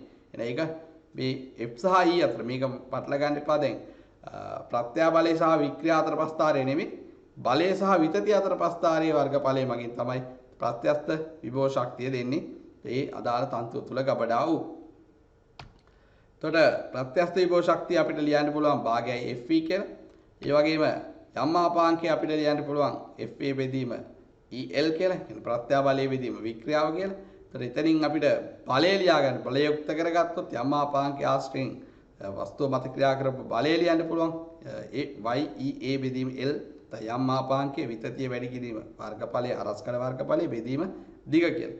ඒක අපි ගෙනහිලා ආදේශ කරන අර ප්‍රත්‍යස්ත විභව ශක්ති සමීකරණයේ භාගයයි Fe කියන එක F වෙනකොට අන්න එතනදී අපිට ප්‍රත්‍යස්ත විභව ශක්තිය ලියන්න පුළුවන්. භාගයේ වැඩි කිරීම F වෙනකොට දාන YEA බෙදීම L වැඩි කිරීම E. ඒතර මෙතනින් අපිට සමීකරණයක් එනවා. මේ ප්‍රත්‍යස්ත විභව ශක්තිය සමානයි AY විතතිය වර්ගය E වර්ගයේ බෙදීම 2L කියලා. මේකේ මිතාව වැදගත්. ඕක මතක තියාගන්න එකත් වඩා හොඳයි. හේතුව බහුවර්ණ ප්‍රශ්නවලදී අපිට මේ සමීකරණ එහෙට මෙහෙට ඔප්පු කරම ගන්න බෑ. මතක තියාගන්න කිව්වොත් අපිට පුළුවන් මේක කෙලින්ම ආදේශ කරලා බහුවර්ණ ප්‍රශ්නයකදී ලීසියෙන් ගැටලු විසඳ ගන්න. අපි උදාහරණයක් බලමු. අර කලින් දීපු ප්‍රස්ථාරයම මම ගන්නම්. එතකොට මේ ප්‍රස්ථාරයේ මෙතන කියලා තියෙනවා ලෝහ කම්බිය හරස්කඩ වර්ගඵලය වර්ග මිලිමීටර් 2යි සහ දිග මීටර් 5ක් වන කම්බියක් මිලිමීටර් 4ක විතතියකට ලක්වන මොහොතේ ඒ තුල ගබඩා වී ඇති ප්‍රත්‍යක්ෂ විභව ශක්තිය ජූල් වලින් කොච්චරද කියලා ගණනය කරන්න කියලා දීලා තියෙනවා. එහෙනම් අපි මුලින්ම ප්‍රත්‍යක්ෂ විභව ශක්තිය කිව්ව සමීකරණයක් අපි ගත්තා E සමානයි y E වර්ගයේ බෙදීම 2l කියලා. එතකොට එතනට අවශ්‍ය රාශි ටික හොයාගෙන ඉන්න ඕනේ. හින්දා ඉස්සලාම අපි මේ ප්‍රස්ථාරය පාවිච්චි කරනවා. දීන ලද විතතියට අදාළ ඉස්සලාම වික්‍රියාව හොයාගෙන ඒ වික්‍රියාවට අදාළ ප්‍රත්‍යාබලය හොයාගෙන ඒ ප්‍රත්‍යාබලයට අදාළ අපිට කෙලිම බලය හොයාගන්න පුළුවන්. එහෙම නැත්නම් යම් මාපාංකය හොයාගන්න පුළුවන්. කලින් මේ ප්‍රශ්නෙට අදාළ මේ ප්‍රස්ථාරයට අදාළ යම් මාපාංකය අපි එවුවා. ඒ යම් මාපාංකය හොයලා අගයන් ටික ආදේශ කළා හොයන්න කරන්නත් පුළුවන්. මම මුලින්ම මේක විතතිය දීලා තිබ්බ 4 වැඩි කිරීම 10 ඍණ 3යි කියලා. මුල් දිග 5යි. එහෙනම් මේක බෙදුවාම 8 වැඩි කිරීම 10 ඍණ 4යි. ඊට අනුරූප ප්‍රත්‍යාබලය මේ ප්‍රස්ථාරයෙන් එන්නේ. එතකොට 1.6 වැඩි කිරීම 10 8යි කියලා. එතකොට ඒ ප්‍රත්‍යාබලය F බෙදීම A හින්දා ඒකෙන් හරස්කඩ වර්ගඵලය 2 මිලිමීටර වර්ග මිලිමීටර කියලා දීලා තිබ්බා. ඒක ආදේශ කරලා අපිට පුළුවන් බලය ලියන්න. එතකොට බලය ඔයගොල්ලන්ට එද්දි මේ 2 මිලිමීටර එකට අදාළ 2 මිලිමීටර වර්ග මිලිමීටර කියන එක වර්ග මීටර වලින් ආදේශ කරන 10 ඍණ 6න් වැඩි කරලා ආදේශ කරාම බලය ඒගොල්ලන්ට එනවා 3.2 වැඩි කිරීම 10 2යි නිව්ටන් කියලා. එහෙනම් මෙන්න මේ සමීකරණේ බලය වෙනුවට 3.2යි වැඩි කිරීම 10 2 ආදේශ කරනවා. E වෙනුවට මිලිමීටර 4ක විතතියක් කියලා දීලා තිබේ. ඒක ආදේශ කරාම ඕගලන්ට මේ තත්ත්වය තුළ මිලිමීටර 4ක විතතියක් දක්වාදී ගබඩා වෙන වික්‍රියා ශක්තිය නැත්නම් ප්‍රත්‍යක්ෂ විභව ශක්තිය කියන එක ලියා ගන්න පුළුවන්. මෙන්න මේ විදියට සුළු කරලා ගත්තම 0.64 ජූල් කියලා එන්නේ. ඒක තාම ලේසි ප්‍රශ්නයක් ආදේශ කරලා ගන්න පුළුවන්. එහෙම නැත්නම් මේ අගේම ඕගලන්ට ගන්න පුළුවන්. අපි වයිට් බෝඩ් එකට යමු. මම අතන විස්තර කරලා අන්තිමට ලියුවා සමීකරණයක් මේක y a e වල වර්ගය බෙදීම 2l කියලා. y කියලා ලිව්වේ අපි යම් මාපාංකය. කලින් අපි හෙව්වා යම් මාපාංකය 2 වැඩි කිරීම 10 11යි කියලා. a කියලා ලිව්වේ දැන් ඔකේ දීලා තියෙන වර්ග මිලිමීටර 2යි කියලා 2 වැඩි කිරීම 10 ඍණ 6යි කියලා ආදේශ කරමු. e කියන්නේ 4යි මිලිමීටර 4 වැඩි කිරීම 10 ඍණ 3යි. e වර්ගයක් තියෙන්නේ. ඒක වර්ග කරනවා. ඊට මේක බෙදලා දානවා 2 වැඩි කිරීම මීටර 5යි. ඒ කියන්නේ 10. මේ දෙක 5 4 2 10යි කියලා එන්නේ 15. දැන් මේක සුළු කරොත් මෙතන එනවා 16යි කියලා. 16 දෙකක් 32යි. 32 ඒවා දෙකක් 64යි. එතකොට මෙතන 10 11යි 10 ඍණ 6යි. මෙතන වර්ග වුණාම 10 ඍණ 6යි 10 ඍණ 12යි. 10 ඍණ 12 10 ඍණ 1යි 10 ඍණ 2යි. මේ බිඳුව ඇදසම 6යි 4යි ජූල් කියලා මෙනවා. එහෙම ආදේශ කරලා ගන්නත් පුළුවන්. නැත්නම් අර විදියට ප්‍රස්ථාරය පාවිච්චි කරලා ගන්නත් පුළුවන්. හරි. ඊට පස්සේ තන්‍ය ද්‍රව්‍ය වර්ගීකරණයක් කරන්න පුළුවන් මේ ප්‍රත්‍යස්ත ගතිගුණ මත. එකක් තමයි තන්‍ය ද්‍රව්‍ය කියලා කියන්නේ. සාමාන්‍ය අදහස නම් තන්‍ය කියලා කියන්නේ තැලෙන සුළු බව කියන එක. ඊළඟ තැලෙන එනම් අපි අර්ථ දැක්වීමක් විදිහට මේක ලියනවා මිටියම් කරන්න පුළුවන්, නැමන්න පුළුවන්, කපන්න පුළුවන්, තෙරපීමට ලක් කරන්න පුළුවන්. ඒ වගේම රෝල් කිරීමට හැකි, ඇදීමට හැකි. ඒ කියන්නේ විවිධ හැඩ වලට හැඩ ගන්නන්න පුළුවන් ද්‍රව්‍ය වලට තන්‍ය ද්‍රව්‍ය කියලා කියනවා. ඒ කියන්නේ මේ ඇවිල්ලා කාර්මික ශ්‍රේෂ්ඨයේදී ද්‍රව්‍ය නිර්මාණය කරලා ද්‍රව්‍ය හදද්දී කරන ද්‍රව්‍ය වලට කරන එක එක ක්‍රියාවලිය තමයි මිටියම් කිරීම. අපි මිටියකින් තලන එකට කියන්නේ හැමරින් කියන එක. නැමීම කියන්නේ බෙන්ඩින් නමනවා. තෙරපීම කම්ප්‍රෙස් කරන එක. කැපීම කටින් කියලා කියනවා. රෝල් කරනවා. ඇදීම ඩ්‍රෝවිං කියලා කියනවා. ඇදීම කියලා කියන්නේ ඔය දැන් තඹ කම්බියෙම අපිට ඕන ගේජ් එකට ඇදලා තමයි හදාගන්නේ. හැඩ ගැන්වීම ෆෝමින් කියලා කියනවා. අන්න ඒ වගේ මෙන්න මේ කියන කාර්මික ක්‍රියාවලිය සියල්ල කරන්න පුළුවන් ද්‍රව්‍ය වලට අපි කියනවා තන්‍ය ද්‍රව්‍ය කියලා. නැත්නම් තැලෙන සුළු ද්‍රව්‍ය. එතකොට මේ තියෙන මේ ක්‍රියාවලිය ටික මේ පළවෙනි රූපේ ඔයගලන්ට පේන්නේ මෙතන හැමරින් කියන එක. එතන කටින් නැත්නම් කැපීම, මේක මිටියම් කිරීම, මේ තියෙන්නේ රෝල් කිරීම, මේ තියෙන්නේ නැමීම, තියෙන්නේ තෙරපීම. ඉතින් ඔන්න ඔය ක්‍රියාවලිය කීපයක් ඔය පෙන්නලා තියෙන රූප ටිකෙන් මේ වගේ කරන්න පුළුවන් ද්‍රව්‍ය තන්න ද්‍රව්‍ය කියනවා. මේක ඊටාම වැදගත් අපිට කාර්මික ශාස්ත්‍රයේදී අපිට අවශ්‍ය විදියට උපකරණ සහ එක දේවල් සාදා ගැනීමට ඊළඟට අපි වැදගත්ම දේ තමයි තන්නේ ද්‍රව්‍යයක් සැලකුවාම මේ තන්නේ ද්‍රව්‍යයක ප්‍රත්‍යාබල වික්‍රියා ප්‍රස්ථාරය ඒ තන්නේ ද්‍රව්‍යයේ බලය ප්‍රත්‍යාබලය වැඩි කරගෙන යනකොට යා වික්‍රියාවට භාජනය වෙලා විතන් වෙනවා. කියන්නේ මේ අවසාන ભેදක බලයට ඇවිල්ලා කඩලා යන තැනට නිකන් තියෙන. ඒ කියන්නේ ප්‍රත්‍යා අර කියපු සමානුපාතික සීමාව, ප්‍රත්‍යස්ස සීමාව, අවනති ලක්ෂය, ભેදක ලක්ෂය කියන ඒ සියලු සීමාවන් තන්න ද්‍රව්‍යයකට පවතිනවා. සමහර ද්‍රව්‍ය වලට නමුත් ප්‍රත්‍යාබල වික්‍රියා ප්‍රස්ථාරය එකිනෙකට වෙනස් ද්‍රව්‍යයන් ගත්තොත් ඒවට වෙනස්. ඒ ප්‍රත්‍යාබල වික්‍රියා ප්‍රස්ථාරයේ දිහා බලලා ද්‍රව්‍ය මොන වගේද, ද්‍රව්‍ය මොකක්ද කියන එක ගැන අදහසක් ගන්න පුළුවන්. උදාහරණයක් දැන් රබර් වගේ එකක් ගත්තොත් අඩු ප්‍රත්‍යාබලයකට වැඩි වික්‍රියාවක් දක්වනවා. අපි දන්නවා සාමාන්‍ය රබර් පටියක් පොඩි බලයකින් වැඩි දිගක් ඇද ගන්නවා. හැබැයි තව කම්බියක් හරි යකඩ කම්බියක් හරි අරන් ගත්තොත් ඒ විදිහට ඇද්දොත් අපිට ඒ වගේ පොඩි බලයක් දීලා මිලිමීටරයක්වත් අදින්න බෑ. පැහැදිලි? එහෙනම් රබර් වගේ එකක් තියෙනවා. ඒතකොට ප්‍රත්‍යාබල වික්‍රියා ප්‍රස්ථාරයේ රබර් වගේ එකට ඇන්දොත් ඒක ගොඩක් පහළින් යන්නේ. වික්‍රියාව පැත්තට වැඩි අඩු ප්‍රත්‍යාබලයකට වැඩි වික්‍රියාවක් එන විදිහට යන්නේ.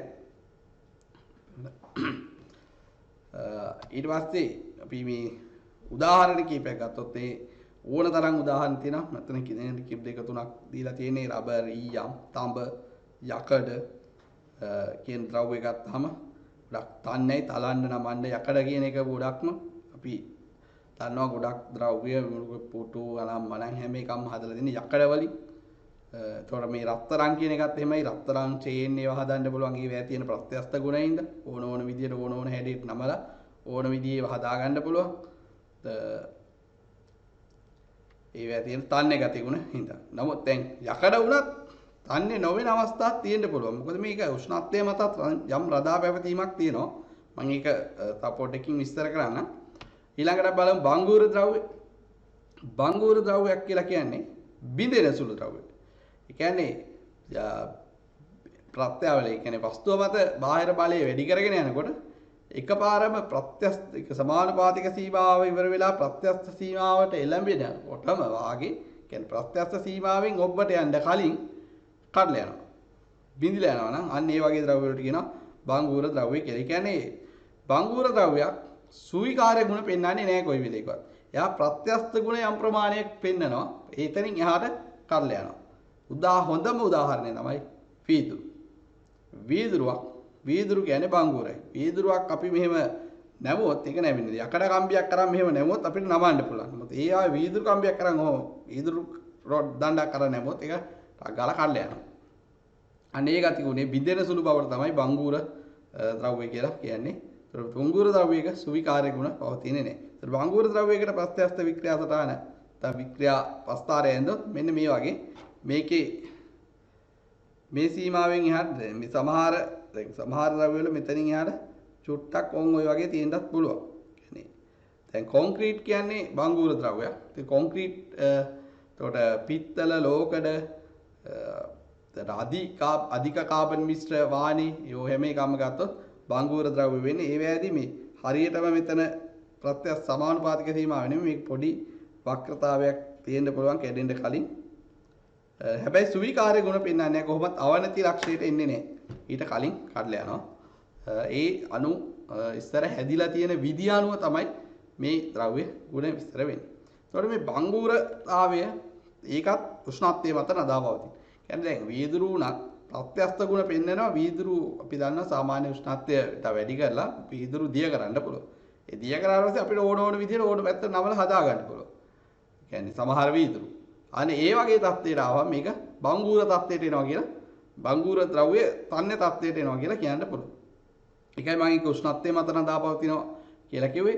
දැන් පුතාලා දුවලා මම දන්නේ විදිහට මේ නිවාඩු කාලෙත් ගියා ටයිටැනික් කියන චිත්‍රපටිය බලලා ඇති. ඒ චිත්‍රපටියේදී ඔයගොල්ලෝ දන්නවා මේ නැව කැඩිලා දෙකට කෑලි වලට මෙහෙම කැඩලා දෙකට කඩලා කෑලි දෙක දෙපැත්තට යනවා. දැන් සාමාන්‍ය යකඩ හදලා තියෙන්නේ මේ නැව හදලා තියෙන්නේ යකඩ වලින්. දැන් යකඩ කම්බියක් අරන් ඔහම නැවුවට දෙකට කඩලා එහෙම දෙකට කෑලි දෙකට කඩලා යන්නේ නැහැ නේ. ඉතින් මේ නැව එහෙම දෙකට කඩලා ගියකෝ. දැන් මොකද යකඩ කියන්නේ දැන් වාහනේ වලින් හදලා තින්නේ. ඒක ඇවිල්ලා මේ තන්නේ ද්‍රව්‍ය වලින් හදලා තියෙන්නේ. ඒක අර බංගුර ද්‍රව්‍යයක් වගේ එහෙම දෙකට කෑලි දෙකට කඩලා යන්න බෑ හරියට. මම අන්න ඒකයි කිව්වේ ඒක උෂ්ණත්වයේ මත රඳාපවතිනවා කියලා. තේදුවේ මේ උෂ්ණත්වය අඩු කරාම තන්නේ ද්‍රව්‍යයක් බංගුර තත්ත්වයටපත් වෙනවා.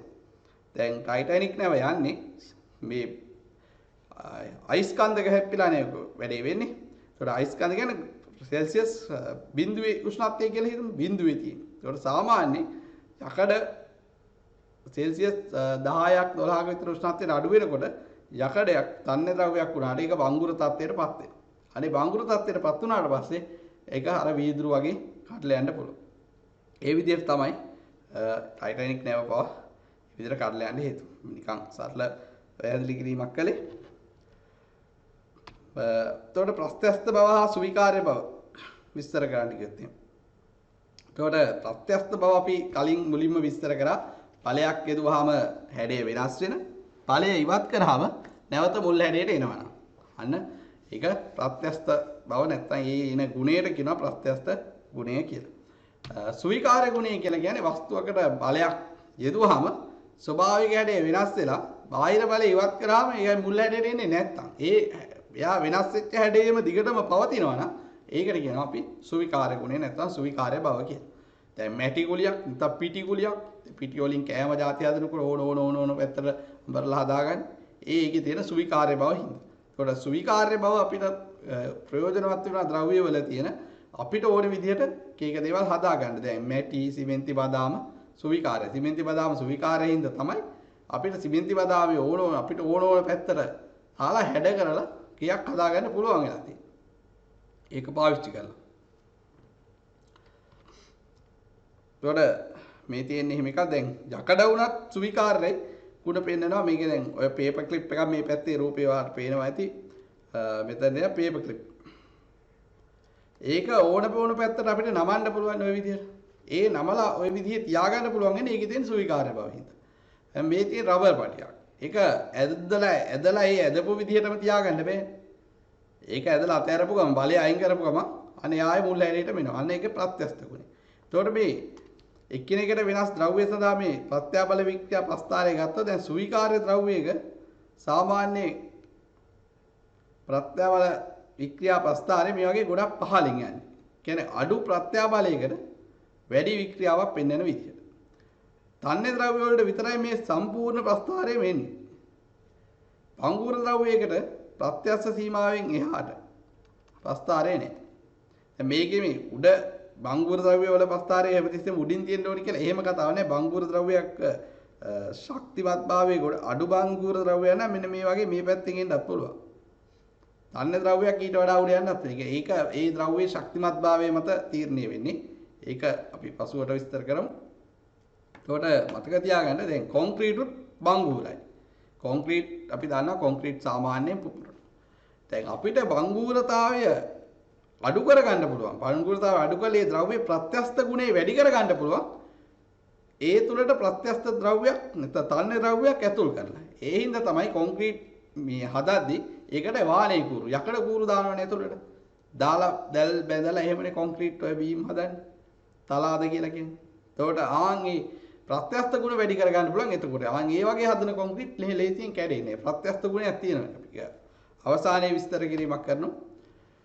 ඊට පස්සේ මේ වස්තුවක විරූපණය කියන එක.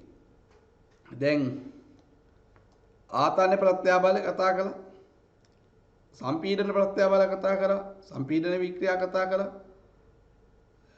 දැන් කතා කරන්නේ විරූපණ ප්‍රත්‍යාබල සහ විරූපණ වික්‍රියා. විරූපණයක් කරනවා කියලා කියන්නේ වස්තුවක් අරන් අපි ඇඹරීමකට ලක් කළොත්. හිම අඹරනවා. ඇඹරුවොත් ඒ වස්තුවේ සම්පූර්ණ සමස්ත හැඩයම වෙනස්. දැන් රබර් පටියක් අරන් මේව ඇද්දොත් ඒකේ දිග විතරයි වෙනස් වෙන්නේ. සාමාන්‍ය දිග විතරයි වෙනස් වෙන්නේ කියලා අපි සලකන්නේ. හරි.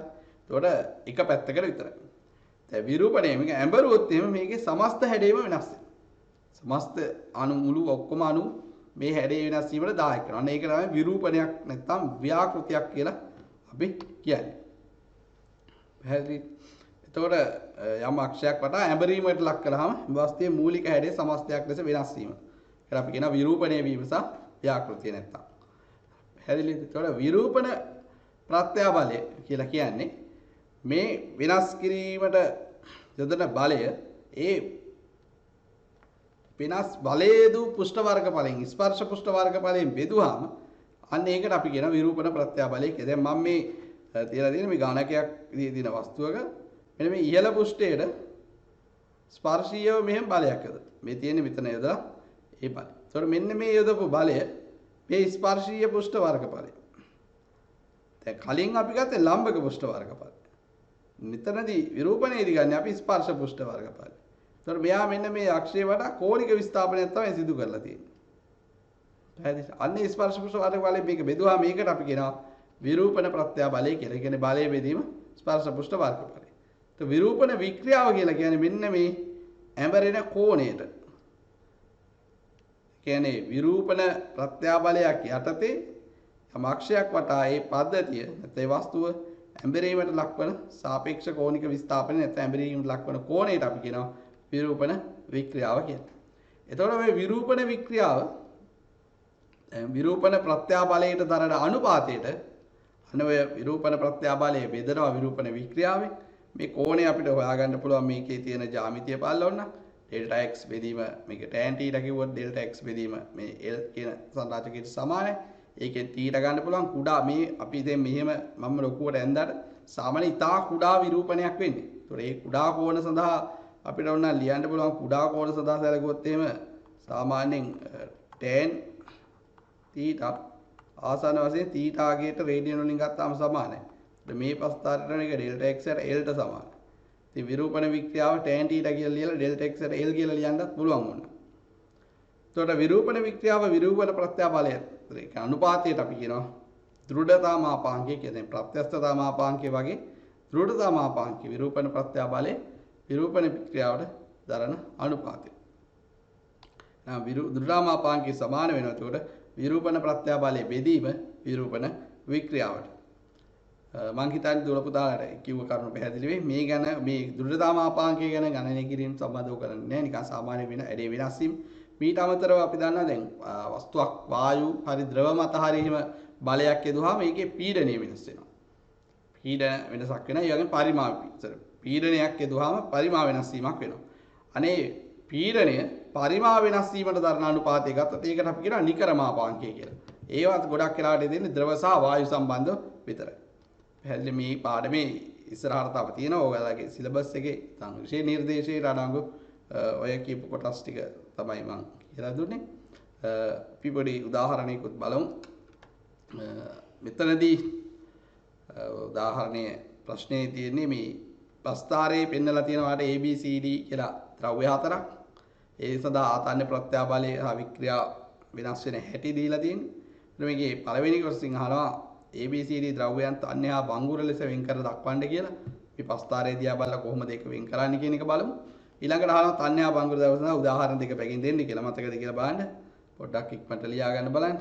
එතකොට මෙතන දැන් අපි දන්නවා මේ A යා ප්‍රත්‍යස්ථ සීමාවෙන් එහාට නෑ. ඒ කියන්නේ ඒක බංගුරයි. අන්න දැන් වෙන් කරන්න කියලා කොහොනේ A බංගුරයි කියලා බංගුර කොට දාගන්න. Bත් එහෙමයි. B ගෙත් ස්වීකාර්ය ගුණ එන්නේ නෑනේ. Bත් බංගුරයි. මෙන්න මේ දෙන්නම ස්වීකාර්ය ගුණත් වෙන සම්පූර්ණ ප්‍රත්‍යාබල වික්‍රියා ප්‍රස්ථාරයම ලබා දෙන හින්දා අපිට ඒ දෙන්නව කියන්න පුළුවන්. ඒ දෙන්න තන්‍යයි AB බංගුරයි CD තන්‍ය ද්‍රව්‍යයි කියලා. උදාහරණ එතකොට තන්‍ය ද්‍රව්‍ය වලට ගත්තොත් අපි වානේ තන්‍ය ද්‍රව්‍යයක් ඊයම් රබර් ඕනේ කල් ලියන්න පුළුවන්. ඒ බංගුර ද්‍රව්‍ය ගත්තොත් පීදුරු කොන්ක්‍රීට් ලෝකඩ පිත්තල අධික කාබන් මිශ්‍ර වානේ ඒ ඔක්කොම බංගුර ද්‍රව්‍ය කොටට අයිති වෙනවා. ඒතර මේ ප්‍රශ්නේ C කොටස ගියොත් එහෙම මේකේ දීලා තියෙන ඔයගලන්ට ඒ ද්‍රව්‍යයෙන් ලබාගත් විස්කම්බේ 1.5 වැඩි කිරීම 10 4ක් මීටර වන සිලින්ඩරාකාර කොටසක් පරීක්ෂා කිරීමේදී ඒ වේදක ප්‍රත්‍යාබලය 1.2 ගිගාපැස්කල්. එහි වේදක ලක්ෂයේදී ක්‍රියා කළ ආතන්‍ය බලය හොයන්න කියලා දීලා තියෙනවා. ෆයි වලගේ 3ක් ලෙස ගන්න කියලා. දැන් මේ ගිගාපැස්කල් නේද ප්‍රශ්නයක් වෙනවා දැන්. අපි දන්නා වර්ග මීටර නිව්ටන් වලින් තමයි බලන්නේ ඉතින්. දැන් මේ ගිගාපැස්කල් කියන්නේ ගිගා කියලා කියන්නේ 10 9යි කියන එක. දන්නා නෑ. ඔයගොල්ලෝ දන්නවා කිලෝ මෙගා ගිගා ටෙරා මේ විදිහට යන්නේ. 10 3න් 3ට යන්නේ කිලෝ නම් 10 3යි මෙගා 10 6යි ගිගා 10 9යි. ඒතර පැස්කල් කියන්නේ වර්ග මීටර. එහෙනම් මේ ආගේ 10 9න් වැඩි කරා නම් ඔයගොල්ලන්ට වර්ග මීටර නිව්ටන් විදිහට මේක ලියන්න පුළුවන්. ඒතර අපි ප්‍රශ්නේ තියෙනවා මෙතන එන ඉස්සලාම මේ ද්‍රව්‍යයේ හරස්කඩ වර්ගඵලය හොයාගමු. හරස්කඩ වර්ගඵලය කියන්නේ 5r වර්ගය. r කියන්නේ විස්කම්භයේ බෙදීම 2. r සමාන වෙන නිෂ්කම්භයේ බෙදීම 2. ඒකේ වර්ගය ගන්නවා. එතකොට මේක සුළු කරමු 1.5 වැඩියෙන් 10 ඍණ 4යි විස්කම්භය. දෙකෙන් බෙදලා වර්ග කරලා 5 3යි කියලා අරගෙන සුළු කරොත් ඔයගලන්ට 1.6යි 8යි 8යි වැඩි කිරීම 10 ඍණ 8යි වර්ග මීටර කියලා තමයි එන්නේ.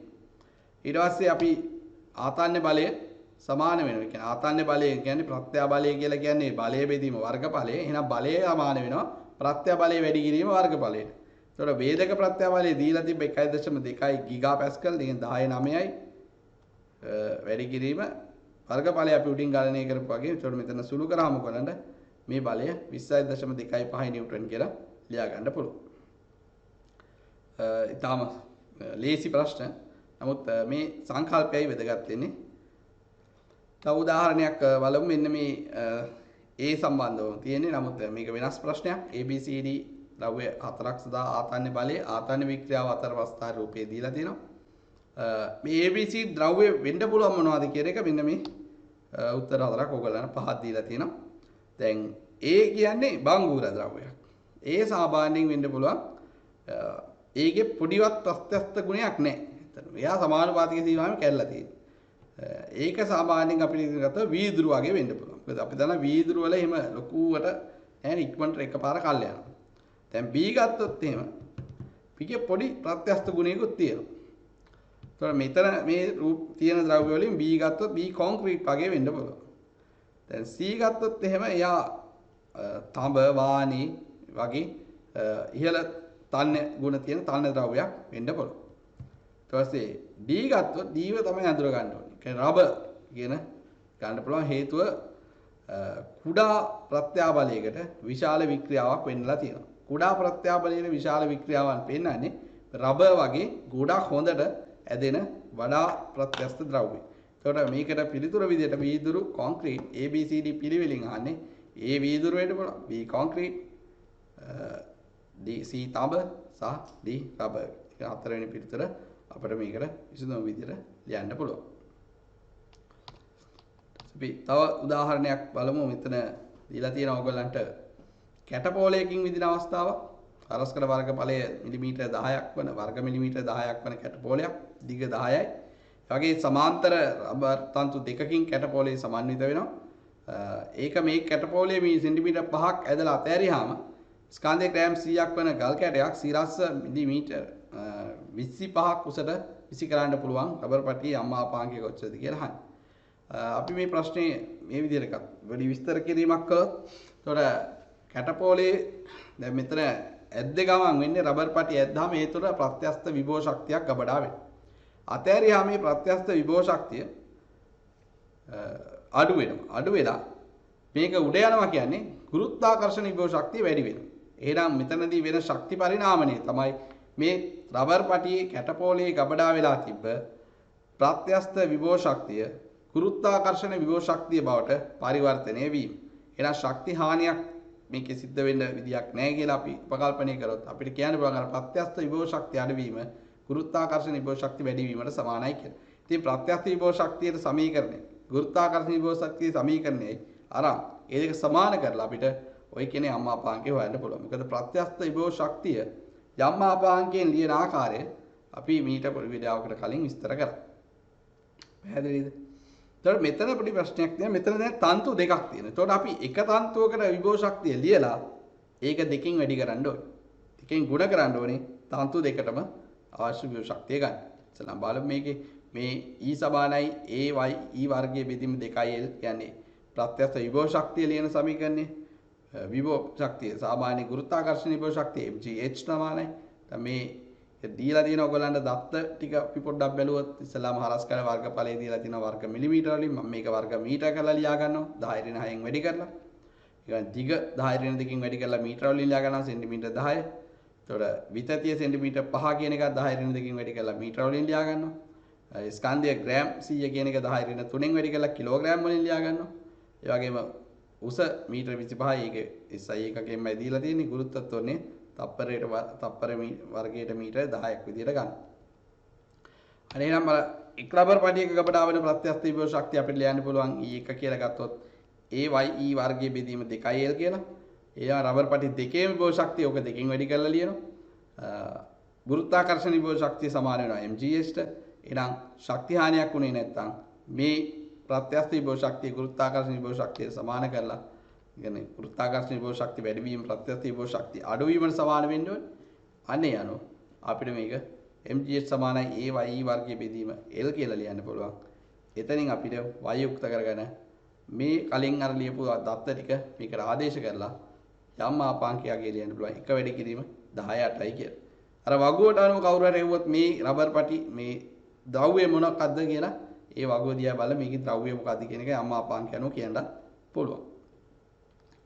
ඔය කරුණු කියන්නේ මේ විභව ශක්ති ගණනය කිරීම ප්‍රත්‍යා බලය එළිවීම ඔය කියන කරුණු ටික ඉතාම වැදගත් වෙනවා මේ පාඩමට. අපි ප්‍රත්‍යස්ථතාවේ ප්‍රායෝගික යෙදීම් කීපයක් බැලුවොත් දැන් මෙන්න මේ විදිහ අපි තුමු කොන්ක්‍රීට් බීම් එකක්.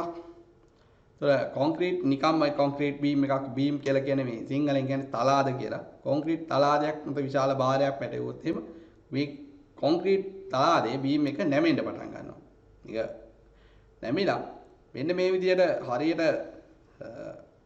ෆුල් ලෝඩ් එක මුළු බරම වැටෙනකොට එයා හරියටම ඇදින් කියන්නේ මේ දෙපැත්තට ඇදෙනකොට මේ කොන්ක්‍රීට් බීම් එක මත බල දෙපැත්තට බල වලින් ඇදෙන්න පටන් ගන්නකොට මැදින් ඉරි තලලා බිඳීම ආරම්භ වෙනවා.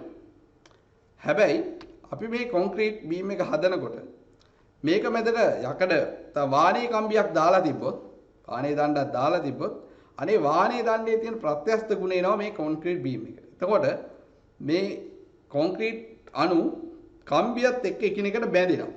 බැඳිලා මේ කොන්ක්‍රීට් එක බංගුර ද්‍රව්‍යයක් විදිහට තිබ්බ කොන්ක්‍රීට් එක ප්‍රත්‍යස්ත ගුණ ටිකක් ඉස්මතු වෙලා එන්න පටන් ගන්නවා. එතකොට අර වගේ බිඳීම මෙතෙන්දී නතර වෙනවා. හැබැයි අපි මේ කොන්ක්‍රීට් බීම් එක හදද්දී නිකම්ම කම්බියක් දානව වෙනුවට මේ කම්බිය ආතතියකට ඇදලා කොන්ක්‍රීට් කරලා මේ බීම් එක හැදුවොත් අර කලින්ටත් වඩා මේකේ තියෙන ශක්තිමත්භාවය වැඩි කරගන්න පුළුවන්. අනේව තමයි අර පෙරසවි කොන්ක්‍රීට් නැත්නම් ප්‍රී ස්ට්‍රෙස් කොන්ක්‍රීට් කියලා සාමාන්‍යයෙන් හඳුන්වන්නේ. එතකොට ඒක තමයි කොන්ක්‍රීට් දානකොට ඔය ගෙවල් තට්ටු දෙකට ගහන ගෙවල් බීම් වලට හැම එකටම කම්බි දාන්නේ. ඒක කම්බි දානකොට කොන්ක්‍රීට් වලයි යකඩ වලයි ප්‍රත්‍යස්ත ගුණ සහ තාප ප්‍රසාරණ ගුණ සමානයි. ඒ විදියට බලලා තමයි දාන්නේ. එතකොට ඒක තමයි මේ ආතතියකට ඇදලා දාන්න තමයි ඔය කම්බි රාම් වගේ හදලා එක කම්බි තියලා බඳින්නේ. එතකොට බැඳාම එකිනෙකට ඒව ඇදිලා ආතතියකට ලක් වෙනවා. ඉතින් මේක උදාහරණ ප්‍රායෝගික යෙදීමක් මේ ද්‍රව්‍යවල බංගුරතාවයේ අඩු කරලා ප්‍රත්‍යස්ත ගුණ වැඩි කරගන්න. ඒතර ප්‍රත්‍යස්තතාවයේ තාමත් ප්‍රායෝගිකව මේක දෙනවා සාමාන්‍ය ඉන්ඩස්ට්‍රි එකේ කාර්මික ශාස්ත්‍රයේදී අද වැඩි බහුලවම කරන දෙයක් මේක. ඒ වගේම තමයි මේ දුනු විදීම දුන්නක තියෙන ප්‍රත්‍යස්ත ගුණයේ හින්දා තමයි දුනු විදින්න පුළුවන් වෙලා තියෙන්නේ. දුනු සහිත මෙට්ට ස්ප්‍රේ මෙට්ටස් කියලා කියනවා. ඒකේ තියෙන දුනු වල තියෙන ප්‍රත්‍යස්ත ගුණයේ හින්දා තමයි ඒක උඩ ඉතිහාම මිනිස්යාගේ ඇඟට කියන්නේ ඒකේ ශක්තිය උරා ගැනීමක් සිද්ධ වෙනවා දුනු කියන්නේ දුනු මගින් ඒ කියන්නේ ප්‍රත්‍යස්ත විභව ශක්තිය විදියට ඒක මත යොදෙන ශක්තිය ගබඩා කර ගන්නවා. එතකොට බාහිර පුද්ගලයාට එකකින් එන ඇතිවන ආවේගය අඩු වෙනවා. එතකොට මේ ගැස්සුම් නිවාරක කියන නැත්නම් ෂොක් ඇබ්සෝබර්ස් කියන එක වාහන හැම එකකම වාගේ තියෙන දුනු පටි දුනු කොළ කියලා මහලා ඇති. ඒකෙන් වලක වැටුනොත් මොකක් හරි බයිසිකලයක් හෝ ඒ රෝදයකට තමයි මේක සම්බන්ධ කරන්නේ. එකපාර හදිස්සි ගැස්සීමකින් ආවේගයක් ආවොත් ඒක ඇතුලේ ඉන්න පුද්ගලයන්ට දැනෙන ප්‍රමාණය අඩු කරනවා. මොකද මේ තුන්න මගින් ඒ ශක්තිය ගබඩා කර ගන්නවා. ඒක අභ්‍යන්තරයට ඒකෙන් ඇති කරන ආවේගය දෙන එක අවම වෙනවා ඒකට. ඒ වගේම මේ ඇමනුම් කටු මේකේ ඇමනුම් කටු වල තියෙන ප්‍රත්‍යස්ත ගුණ හින්දා තමයි අපිට මේක ඕන විදියට ඇඩ්ජස්ට් කරලා මේ කියන්නේ කොළ අමුණදී මේ පහතට නමලා ඒ කියන්නේ නැමීමට ලක් කරාම බලයක් එදුවා මේකේ කට ඕපන් වෙනවා. ඒ කියන්නේ තියෙන කොළ ටික දාලා ඊට පස්සේ බලය රිලීස් කරාම නැවත තිබ්බ හැඩයටපත් වෙනවා. ඒ වගේම මේ දුන්නු තරාදී බර මයින්ඩ් පුළුවන් වෙලා තියෙන්නේ දුන්නේ තියෙන ප්‍රත්‍යස්ත ගති ගුණය නිසා. ඉතින් මේ කියන ප්‍රත්‍යස්ත මේ කියන ප්‍රායෝගික යෙදීම් වලට අමතරව තව ගොඩාක් දේවල් තියෙනවා. ඉතින් අදට මම සාකච්ඡා කරන්න බලාපොරොත්තු වෙන්නේ උනේ මෙන්න මෙච්චරයි තේදුවේ. ඉතින් මේ පාඩමේ කරුණු සම්බන්ධවත් තව හොයලා තව ප්‍රශ්න කරන්න තාමත් අධ්‍යයනයක් ගැඹුරු අධ්‍යයනයක් කරලා හොඳට පාඩම තේරුම් අරගන්න. අරන් විභාග ප්‍රශ්න පාස් පේපර් ප්‍රශ්නත් කරන්න විභාගයට යන්න කලින්. ඉතින් අවසාන වශයෙන් ගත්තොත් මේ පාඩම තුළ අපි ප්‍රත්‍යස්ත වස්තුවක තියෙන ප්‍රත්‍යස්ත බව, ප්‍රත්‍යාබලය හා වික්‍රියාව කියන කරුණු, ආතන්න ප්‍රත්‍යාබලය ආතන්න වික්‍රියාව, සම්පීඩන ප්‍රත්‍යාබල සම්පීඩන වික්‍රියාව කියන ප්‍රත්‍යාබල වික්‍රියා ප්‍රස්ථාරය, ටහුක්ගේ නියමය, යම්මාපාංකය, ප්‍රත්‍යස්තතා යම්මාපාංකය කියන එක. ඒතර ප්‍රත්‍යස්ත විභව ශක්තිය, සාධ්‍ය ද්‍රව්‍ය සහ භංගුර ද්‍රව්‍ය කියන කරුණු තමයි විස්තර කරේ. ඉතින් දුර පුතාලට මම සුබ පතනවා විභාගයේ වෙනුවෙන් හැමෝටම හොඳ ඉහළ සාමාර්ථයක් ලබා ගන්න කියලා. අදට අපි පාඩම අවසන් කරනවා. එහෙනම් හැමෝටම තෙරුවන් සරණයි ආයුබෝවන් කියලා ප්‍රාර්ථනා කරනවා.